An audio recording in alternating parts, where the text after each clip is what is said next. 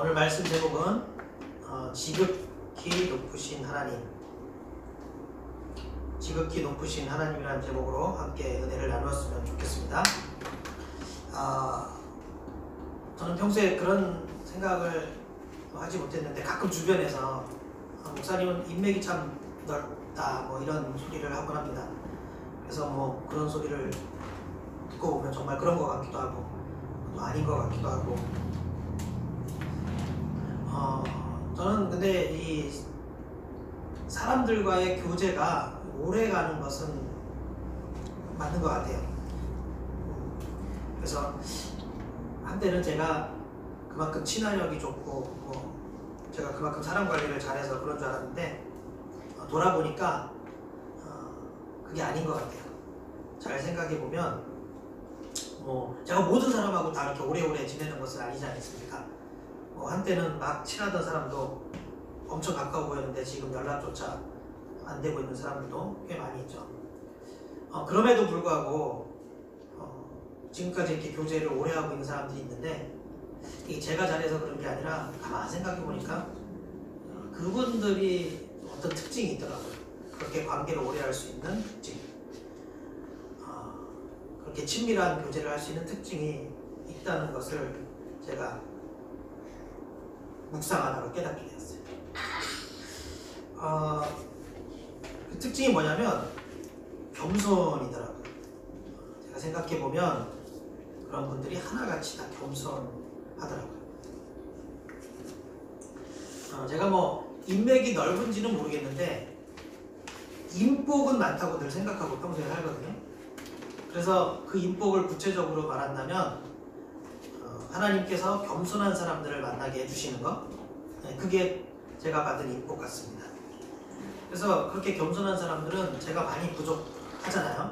제가 많이 부족하고 이렇게 많은 노력을 하지 않아도 그 관계가 오래 가더라고요. 이제 복은 저한테 있는 거죠. 그런데 그런 사람들이 하나같이 겸손한 것을 볼 수 있습니다. 그런 것을 보면 사람이 살아가는 데 있어서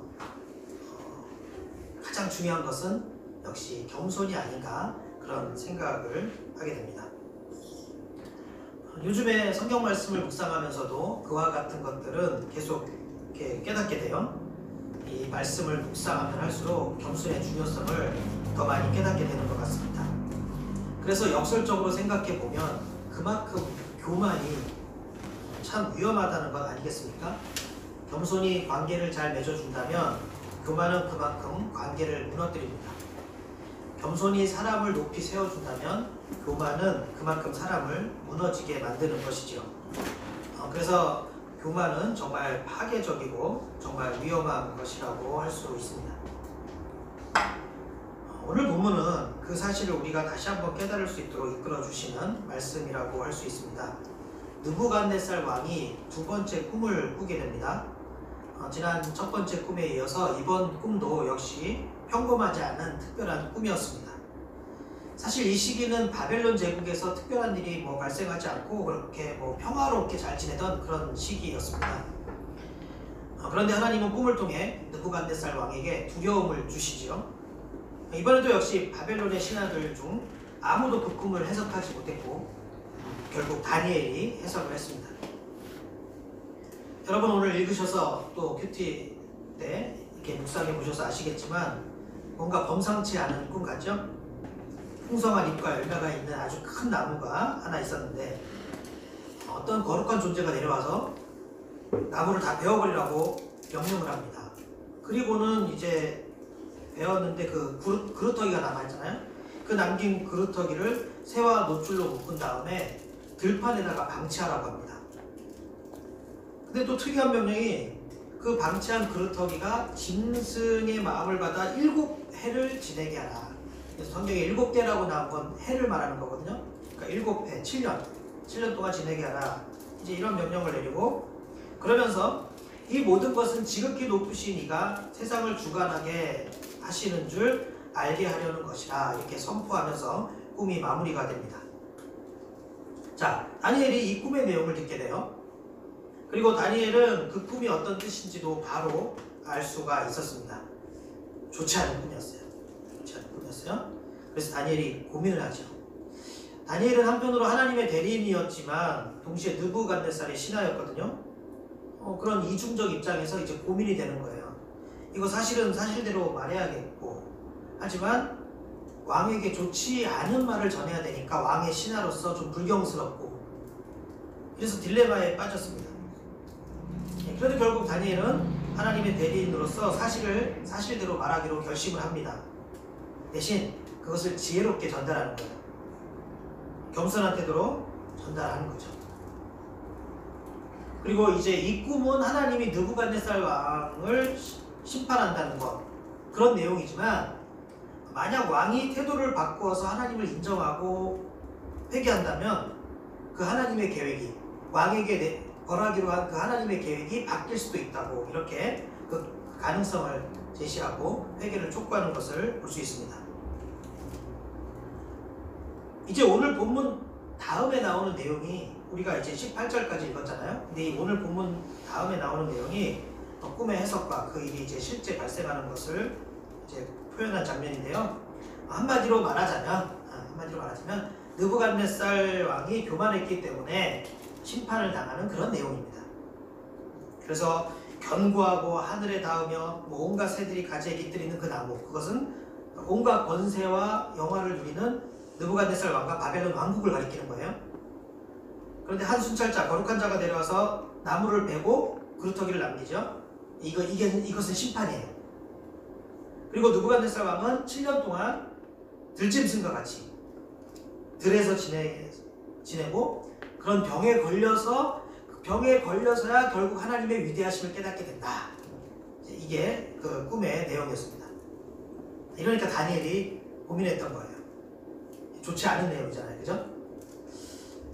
하지만 느부갓네살 왕은 안타깝게도 다니엘의 회개의 권유를 받아들이지 않았습니다. 그래서 정말 1년 뒤에 느부갓네살 왕은 그 예언처럼 희귀한 질병에 걸리게 됩니다. 7년 동안 이상한 상태로 지나게 돼요. 이상한 상태니까 왕궁에서 쫓겨나게 돼요. 그래서 왕궁에서 쫓겨나서 생활하는데 소처럼 풀을 먹어요. 그리고 막 기어다니고요. 그래서 머리털이 독수리 털과 같이 변하고 그만큼 막 엉망진창 자랐다는 거죠. 여러분 아침에, 특히 여성분들 아침에 일어날 때 거울을 보시면서 이 본문을 생각하시라고. 머리털이 독수리 털과 같은 게 뭔가 아침에 보시면 느끼실 거예요. 머리털이 그렇게 독수리 털과 같이 변하고 손톱이 새 발톱같이 변한다. 그러니까 이렇게 길게 자라났다는 거죠. 관리를 안 하니까. 이렇게 험한 세월을 7년 동안이나 느부갓네살 왕이 보내게 돼요. 이게 왜 그러냐면 자기가 사람인 것을 잊어버린 거예요. 그러면서 자신을 정말 짐승이라고 생각하는 거예요. 머리도 관리 안 하고 손톱도 관리 안 하고 뭘로 생각하시면 이해하시기 쉽냐면, 여러분이 잘 아시는 늑대인간, 그 늑대인간으로 생각하시면 돼요. 그러니까 7년 동안 늑대인간이 된 겁니다. 지금 느부갓네살. 실제 이런 병이 있다고 합니다. 라이켄스로프라고 불리는 그런 정신병의 일종이래요. 동양보다는 서양에서 많이 발견된다고 하는데, 저 예전에 제가 살았던 동네에서도 이런 병자들 많이 본 것 같아요. 자기를 뭔가 특이한 존재라고 생각해서, 그래서 자신이 늑대와 같은 짐승이라고 생각하고 막 야생 생활을 하고 풀을 먹고 손톱이나 머리를 깎지 않고 야만적인 생활을 하게 되는 것이죠. 늑대 말고 자신을 토끼라고 생각하는 사람, 또 자신을 식물이라고 믿는 사람들도 있대요. 현대에서는 그 조현병의 증상 중에 하나로 보고 있습니다. 자, 아무튼 이런 병에, 정신적인 질환에 걸린 것이죠. 큰 병에 걸렸어요. 문제는 이게 한 나라의 왕이, 바벨론 제국의, 그것도 대제국, 그 바벨론 제국의 왕이 이런 병에 걸렸다는 것이죠. 그러니까 얼마나 황당하고 심각한 일입니까? 한마디로 이 저주를 받았는데, 자, 이 저주가 어디로부터 왔을까요? 이 저주가 어디로부터 왔나? 하나님이 내린 거죠. 하나님이 내린 심판이라는 것입니다. 왜요? 느부갓네살이 교만했기 때문에. 다른 거 없어요. 느부갓네살이 교만했기 때문에 이런 희한하고도 무시무시한 끔찍한 저주가 임했다는 겁니다. 그 부분이 중요한 거예요. 그 부분이. 교만의 결과가 이렇게 위험하다. 교만이 이렇게 위험하고 끔찍한 것이다. 이게 바로 중요하죠. 이렇게 파괴적이다. 교만의 결과라는 게. 신약에서도 이런 비슷한 장면이 나옵니다. 여러분 아시는지 모르겠지만 헤롯 왕도 교만하다가 참 비참한 결과를 맞이하거든요. 물론 교만한 사람들은 또 그럴 만한 환경이 주어지는 것이 사실입니다. 근데 그럴 만한 환경이 주어져도 교만하면 안 돼요. 그러니까 잘 나가고 좋은 대우를 받고 자기가 이렇게 아주 평안하고 영광스러울수록 더 조심해야 되는 거예요. 왜? 교만의 결과는 너무나 끔찍하기 때문에, 하나같이 너무나 끔찍하기 때문에 우리가 그럴 때 더 조심해야 돼요. 느부갓네살 왕이나 헤롯이나 왕이니까 얼마나 교만할 수 있는 환경이 되었겠습니까? 느부갓네살 왕도 참 바빌로니아 제국의 왕이었으니까. 제가 한번 예전에도 말씀드린 것 같아요. 바빌로니아 제국이 지금 이제 이라크의 선조들 아닙니까? 페르시아, 그 다음에 이어진 페르시아 제국은 이란. 그래서 그런 얼마 전에도 뭐 현대에 와서 그런 이라크에서 그런 유물이 발견됐대잖아요. 벽돌에 나 느부갓네살이 이걸 지어놓으라. 최근에 그런 벽돌, 느부갓네살의 이름을 새긴 그런 벽돌이 발견됐다고 해요. 자기 이름을 되게 드러내길 좋아하는 거지. 건물 하나 지으면서 이것은 나 느부갓네살이 지었다 이렇게 새긴 거예요. 그러니까 그런 또 뭐죠? 또 이런 얘기 나온 김에 그 바빌로니아 제국, 여러분 잘 아시는 하늘 정원. 네. 너무 높게 이렇게 건물을 올려놔서 그 위에다가 정원처럼 식물을 심고 가꾸고 그래갖고 멀리서 보면 이렇게 뭐 안개든지 구름이든지 이렇게 밑에는 가리고 위에 이렇게 하늘의 정원이 있는 것처럼 보인다. 그래서 하늘 정원이라는 말 많이 들어보셨을 거예요. 그 하늘 정원도 이 바빌로니아 제국이 만든 거죠. 자, 그런 제국의 왕이었으니까 얼마나 칭송과 영광을 누렸겠어요. 그래서 그 느부갓네살이 2번 꿈을 꿨는데 그 꿈의 내용을 봐도 알 수 있잖아요. 처음에는 그 신상, 동상의 꿈을 꿨잖아요. 신상. 근데 거기서 해석할 때 처음에 머리는 금이잖아요. 그거를 뭐 누구로 갈게요? 그 바빌론 제국, 바로 느부갓네살 왕이십니다. 이렇게 하잖아요. 그러면서 점점 이렇게 그 동상의 머리부터 밑으로 내려올수록 점점 이렇게 쇠약하잖아요. 약간. 근데 그 맨 위에 있는 게 바빌론이잖아요. 그 둘째 꿈에서도 그 나무가 보여주는 영광이 정말 찬란하지 않습니까? 너무 풍성하고 막 온갖 새들과 막 짐승들이 다 거기 와서 쉬고 굉장히 찬란한 영광. 자, 그런데요, 이 신약의 헤롯 왕도 그런 환경이 같았습니다. 뭐냐면 헤롯이 당시 사람들이 헤롯이 단상에서 이렇게 연설을 하면 사람들을 모아놓고 이렇게 연설을 하잖아요. 그 인기가 장난이 아니었대요. 연설을 정말 잘했나 봐요. 뭐 사람들을 동원한 건지 뭔지 모르겠는데 반응이 어땠냐면은 사람들이 그 연설을 한번 환호를 하면서 성경에 이렇게 나와 있어요. 이건 사람의 소리가 아니다. 이것은 신의 소리다. 이랬대요. 쉽게 예를 들까요? 제가 이렇게 설교를 했어. 그럼 다들 이건 사람의 소리, 설교가 아니야. 목사님, 저는 정말 예수님이 와서 말씀을 전하는 줄 알았어요. 막 이런 환호를 한다고. 아멘! 막 그러고 아멘! 근데 끝나고 나서 막 그러는데 이런 거. 이건 저는 사람으로 보이지 않았다. 뒤에서 광채가 막 나면서 뭔가 하나님이 그냥 내려와서 이렇게 말씀하신 것 같았다. 이런 정도의 얘기란 말이에요. 헤롯이 연설을 하면 사람들이 다 그랬어요. 이건 사람의 소리가 아니고 이건 신의 소리로다. 이렇게 막 칭송을 했대요.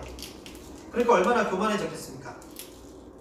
그래서 그 결과가 사도행전 12장에 나오는데요. 사도행전 12장 21절을 보면 이렇게 기록되어 있습니다.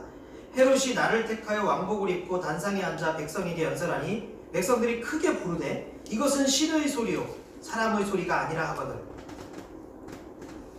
헤롯이 영광을 하나님께로 돌리지 아니하므로 주의 사자가 곧 친히 벌레에게 먹혀 죽으니라. 자, 헤롯은 어떤 저주를 받았습니까? 벌레에게 먹혀 죽게 되었다는 거예요. 여러분 역사학자 요세푸스 아시죠? 그 요세푸스의 기록에 의하면 헤롯이 죽기 전에 5일 동안 끔찍한 고통을 당했다. 이렇게 역사책에 기록하고 있더라고요. 뭐 저도 구체적으로 어떻게 죽었는지는 모르겠지만 제가 생각한 거는 이제 미이라라는 영화가 있거든요. 미이라. 여러분 보셨는지 모르겠지만 그 영화 보면 그 딱정벌레 같은 것들이 나와갖고 뭐 엄청 많이 나와갖고 쉬쉬 소리 내면서 막 나와갖고 사람 몸속을 막 들어가고 사람 속에 들어가고 막 파먹고 막 그런 거 나와요. 저는 그 장면 보면서 이 헤로당이 생각나더라고. 저 비슷한 거 아니었을까? 뭐 어떻게 된지 모르겠어요. 어떻게 벌레한테 먹혀준 거예요? 그러니까 죽어도 굉장히 끔찍하게 고통을 당하고 죽었죠. 그럼 잘 죽는 게 중요해요. 잘 죽는 게. 잘 죽는 게. 저도 늘 기도하거든요. 우리 어머니가 돌아가실 때 아름답게 돌아가시죠. 네. 잘 사는 것도 중요한데 잘 죽는 것도 중요해요. 왜? 우리는 죽음이 끝이 아니거든. 이 세상에 나그네와 같은 이 세상에서 마무리하고 영원한 고향을 가는 거잖아요. 근데 그 죽는 것도 잘 죽어야 돼요. 근데 이게 벌레 먹어주고 이게 뭐예요? 그죠? 그 하나님의 저주를 받은 사람들을 보면 다 끔찍하게 죽었잖아요. 성경에서 신구약 통틀어서 다. 네. 막 개의 밥이 되고 막 들판에 버려지고 아합왕처럼 가론 유다도 그러니까 죽음이 어떻게 그게 아름다운 죽음일 수 있겠습니까? 끔찍한 죽음이에요. 비참한 결과 아닙니까? 자, 그러니까 이제 저주라고 할 수밖에 없는데요. 헤롯도 그렇고 느부갓네살도 이거 마찬가지라는 거예요. 그렇게 영광을 누리던 왕들이 한순간에 끔찍하고 비참한 신세가 되잖아요. 자, 그렇다면 하나님은 왜 이런 장면을 우리에게 보여주셨을까요? 왜 보여주셨을까? 교만이 어떤 것인지를 보여주시라는 거예요. 하나님이 오늘 우리들에게. 그러니까 교만이 이렇게 끔찍해, 교만이 이렇게 파괴적이야, 교만이 이렇게 무서워, 그거를 알려주시려는 것입니다. 그래서 우리는 이런 말씀들을 통해 더 경각심을 갖게 되는 것이죠. 제가 몇 주 전에도 이 교만에 대해서 설교했는데 오늘 또 하잖아요. 지겹죠? 근데 이거는 좀 지겨워도 들어야 돼. 자꾸 우리를 돌아보면서 경각심을 가지고 또 듣고 그래야 돼. 왜 그런지 아세요? 그게 차라리 나아요. 그냥 교만하게 그대로 가면은 그 결과가 너무 끔찍하기 때문에. 그렇다고 제가 이 교만을 가지고 설교를 한다고 여러분 중에 누가 교만한 것 같아서 그런 건 아니에요. 전혀 아니에요. 근데 이게 우린 진도 따라 가는 거잖아요. 큐티 진도 따라 가는 건데 하나님이 이렇게 다시 한번 깨우치게 해주시잖아요. 하나님도 다시 한번 얘기하시니 나도 다시 한번 같은 주제로 설교할 수 있는 거죠. 그죠? 그래서 우리가 늘 돌아보고 내 안에 혹시 조금이라도 교만한 모습이 있는가, 그런 걸 돌아보면서 우리가 회개할 수 있어야 된다는 것입니다. 자, 그러면서 오늘 본문은 거기서 그치는 게 아니라 느부갓네살과 대비되는 다니엘을 보여주고 있습니다. 느부갓네살이 최강 교만이었다면 다니엘은 최강 겸손이었어요. 여러분도 묵상하시면서 보시겠지만 이 두 인물이 말하는 것을 보면 알 수 있어요. 특히 자, 느부갓네살 말하는 것 좀 보세요. 그 오늘 본문이 4장 아닙니까? 그 4장의 30절을 한번 보세요. 거기서 이렇게 얘기해요. 나 왕이 말하여 이르되, 지금 느부갓네살이 말하는 거예요. 나 왕이 말하여 이르되 이 큰 바벨론은 내가 능력과 권세로 건설하여 나의 도성으로 삼고 이것으로 내 위엄의 영광을 나타낸 것이 아니냐 하였더니, 말을 이런 식으로 해요. 아까 그 다니엘한테 꿈 해석하라 그러는 할 때도 뭐라 그랬지 알아요?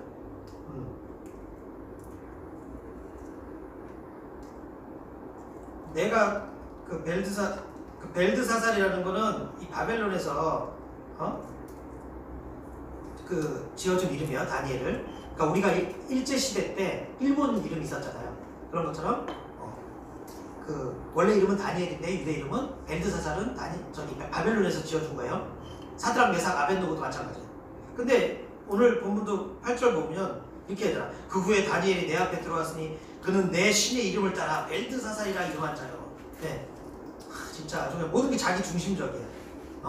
그 상황에서도 내가 이렇게 참 내가 내 신의 이름을 따라 이렇게 저렇게 지어줬잖아. 이 똑똑한 벨드사살은 이런 식으로 얘기하는 거예요. 자, 이런 식으로 말을 하고 있는 거예요 지금. 내가 나의 도성으로 삼고 이것으로 내 위엄의 영광을 나타낸 거 아니냐? 내가 생각 난 너무 진짜 다 이거 내가 한 거야. 내가 너무 진짜 잘났어. 자, 1년 전에 그런 꿈을 꾸고도 또 다니엘한테 그런 조언을 들었음에도 불구하고 1년 뒤에 지금 이런 식으로 말하고 있는 거예요. 그러니까 어떻게 됐습니까? 이렇게 교만한 말을 내뱉으니까 바로 하나님께서 그 다음 구절에서 답하시잖아요. 31절. 이 말이 아직도 나 왕의 입에 있을 때 하늘에서 소리가 내려 이르되 느부갓네살 왕아 네게 말하노니 나라의 왕위가 네게서 떠나갔느니라. 네가 사람에게서 쫓겨나서 들짐승과 함께 살면서 소처럼 풀을 먹을 것이요 이와 같이 7대를 지내서 지극히 높으신 이가 사람의 나라를 다스리시며 자기의 뜻대로 그것을 누구에게든지 주시는 줄을 알기까지 이르리라 하더라. 이 말이 떨어지자마자 바로 그렇게 돼버려요. 자, 이게 1년 뒤라는 게 중요합니다. 다니엘이 이거 회개하시면 바뀔 수도 있습니다 라고 얘기를 했는데도 그걸 이렇게 무시하고 교만하니까. 근데 결정적으로 이런 막말을 할 때, 막말을 할 때 하나님이 바로 얘기하시고 그냥 탁 끝내버려요.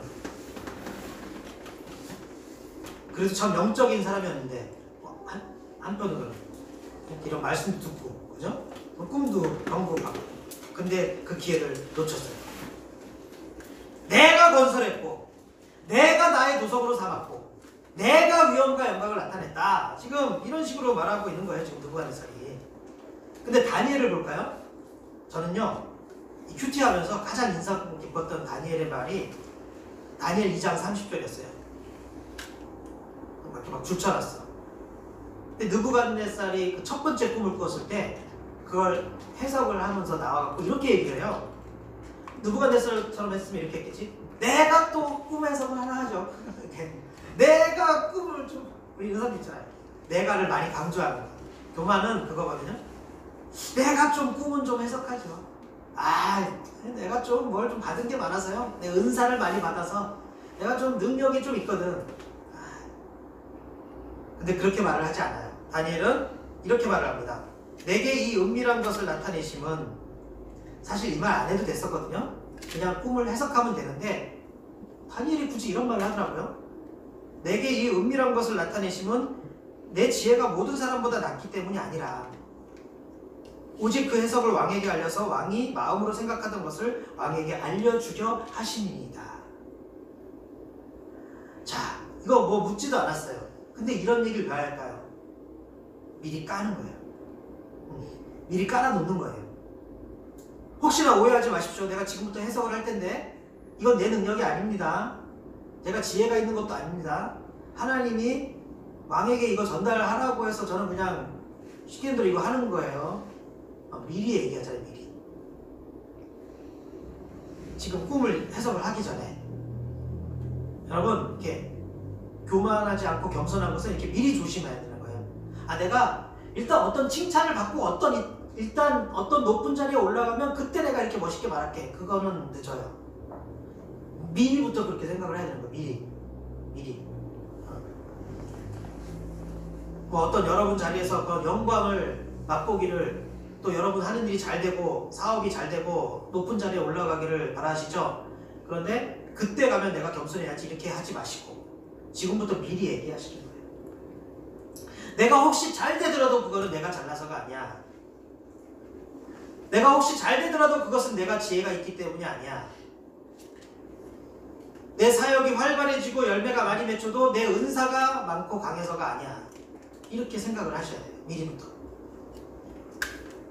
지금 이 말이 얼마나 겸손합니까? 느부갓네살과 정확히 대비되지 않습니까? 성경은 항상 이렇게 대비되는 모습을 보여줘요. 자, 그러면 신약의 헤롯과 대비되는 인물은 누가 있을까요? 세례요한이에요.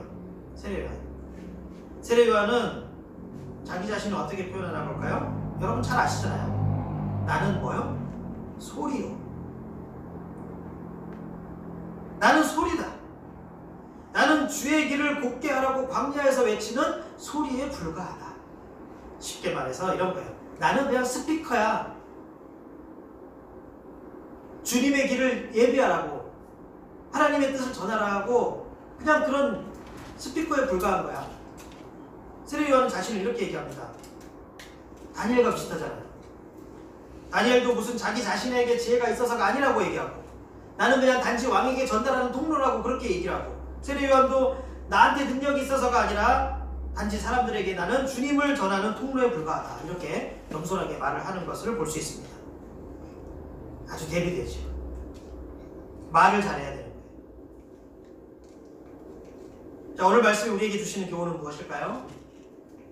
우선 오늘 설교 제목처럼 지극히 높으신 하나님, 그 하나님을 한시도 잊어서는 안 된다는 거예요. 그러면 돼요. 어떻게 하면 교만하지 않고 겸손할 수 있을까?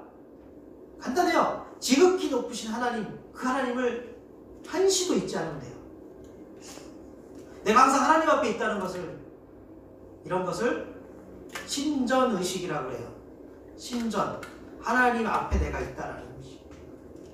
이런 의식이 있어야지 교만하지 않습니다. 이런 의식이 있어야 죄를 함부로 짓지 않아요. 오늘 다니엘도 그랬지만 요셉도 그런 사람이죠. 요셉도. 왜? 보디발의 아내가 유혹했을 때 요셉은 신전의식을 갖고 있었거든요. 아무도 안 봐. 근데 하나님은 보시고, 난 하나님 앞에 항상 노출돼 있어. 하나님의 CCTV가 나를 항상 비추고 있어. 예. 다니엘도 신전의식이 있었던 거죠. 그러니까 사람이 보나 안 보나 하루에 3번 하나님 앞에 기도하고 겸손할 수가 있었다는 거예요. 그래서 지극히 높으신 하나님, 그 하나님을 우리가 잊지 않아야 돼요. 하나님께서 모든 만물을 다스리시고 역사를 주관하신다는 그 사실을 늘 명심해야 합니다. 그래야 하나님 앞에 우리의 자세가 잘못되지 않는 거예요. 이걸 아무리 강조해도 지나치지 않는 거예요. 이것이 오늘 우리가 다시금 되새겨야 하는 교훈입니다. 또 한 가지 더 생각해 봐야 할 것은, 하나님은 언제나 여러 가지 방법을 통해 당신의 존재와 능력을 보여주시거든요. 그런데 크게 2가지 방법이 있더라고요. 하나님의 자신의 능력과 권세를 보여주시는 방법이. 하나는요, 사람을 높이시는 방법입니다. 다른 하나는 사람을 낮추시는 방법이에요. 그래서 어떤 사람은 하나님께 징계를 받아요. 그러면서 하나님의 존재감이 드러나죠. 반면 어떤 사람은 하나님께 세움을 받아요. 그러면서도 하나님의 존재감이 드러나요. 예를 들어 느부갓네살이나 헤롯은 어떤 케이스일까요? 전자지요. 그죠? 그들이 당한 끔찍한 저주를 보면서 많은 사람들은 하나님을 생각하고 하나님을 두려워하고 하나님의 존재를 깨닫게 된다는 것입니다. 반면 다니엘은 어떤 케이스입니까? 다니엘은 하나님께 은혜를 받습니다. 높은 자리에 오르게 됩니다. 그러면서 사람들은 다니엘을 보면서 하나님의 능력과 주권을 깨닫게 되는 거예요. 자, 이 2가지 방법이 우리 앞에 있다는 거예요. 여러분은 어느 쪽에 들어가고 싶으세요? 당연히 다니엘과 같은 케이스 아닙니까? 어떻게 하면 나는 이렇게 좋은 샘플이 될 수 있을까? 그 방법 뭐라고요? 겸손이에요, 겸손. 쉽죠? 네. 그 2가지 케이스를 가르는 기준은 겸손밖에 없다는 것입니다. 그걸 오늘 본문이 제대로 보여주는 것 아니겠습니까?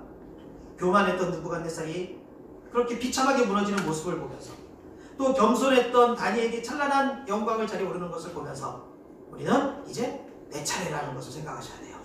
나는 어떤 케이스가 될 것인가?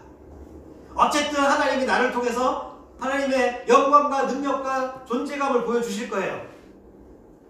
교회 다니지 않으면은 거기서 빠질 수 있을까요? 아니에요. 교회를 다니든 교회를 다니지 않던, 내가 뭐를 어떤 신앙생활을 열심히 하든 하지 않던 여러분 모두는 하나님의 능력과 존재를 나타내는 샘플이 된다니까요. 근데 둘 중에 하나라고. 높여주셔서 그런 통로로 삼으시거나 낮춰줘 갖고 통로로 삼으시거나, 둘 중에 하나인데, 여러분 이왕이면 하나님이 세워주시고 다니엘과 같은 그런 샘플이 되어야 되지 않겠습니까? 그런 통로가 되어야 되지 않겠습니까? 그런데 그것을 가르는 것은 겸손이에요. 겸손이에요. 네. 기도가 소용없다는 게 아닙니다. 예를 들은 거예요. 기도를 많이 해도 겸손하지 않으면 소용없어요. 네. 성경책 아무리 많이 읽어도 겸손하지 않으면 소용없어요.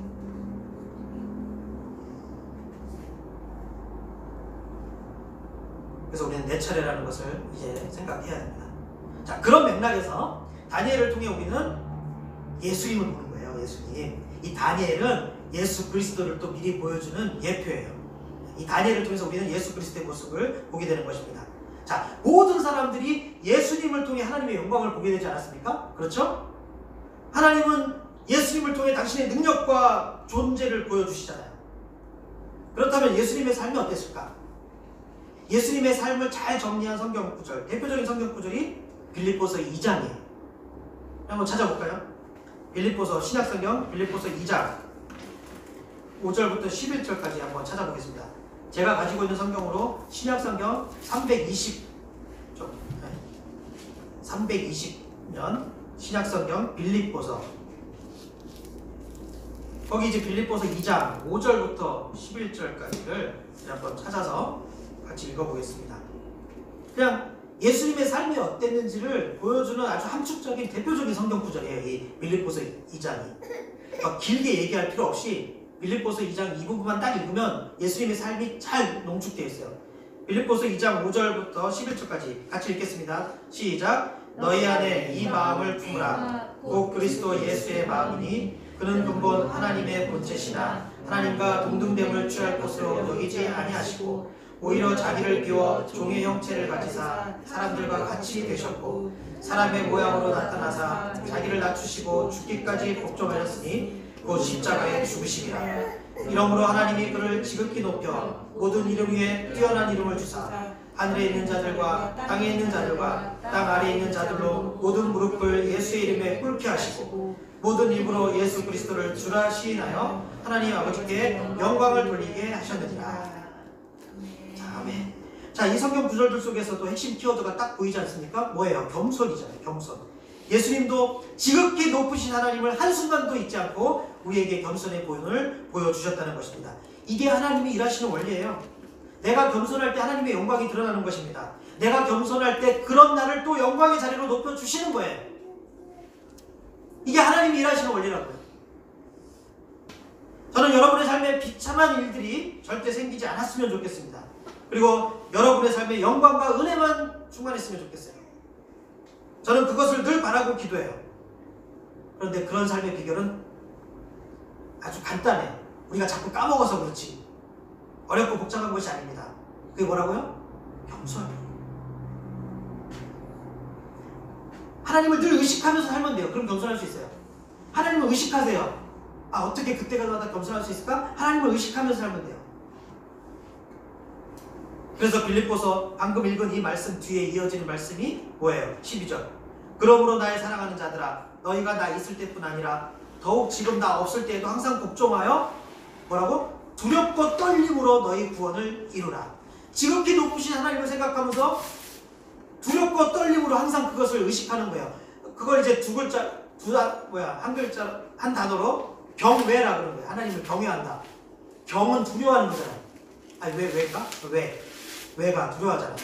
경은 또 존경하고, 공경하면서도 두려워하는 거예요. 경외하라 그러잖아요. 항상 두렵고 떨림으로. 이게 우리의 자세예요. 지극히 높으신 하나님 앞에 나는 아무것도 아니니까 까불지 말고, 잘난 체 하지 말고, 항상 조심하고, 두려워하고, 이렇게 살아야 된다는 거예요. 지극히 높으신 하나님을 의식하면 우리가 가능하다는 것입니다. 여러분, 그 하나님을 한순간도 잊지 마십시오. 늘 하나님을 경외하십시오. 계속 반복해서 생각하세요. 계속. 그래야 항상 겸손하게 됩니다. 이 예배에 함께한 우리 모두가 언제나 겸손한 종으로서 하나님을 높여드리는 영광의 도구가 될 수 있기를 예수님의 이름으로 축원합니다.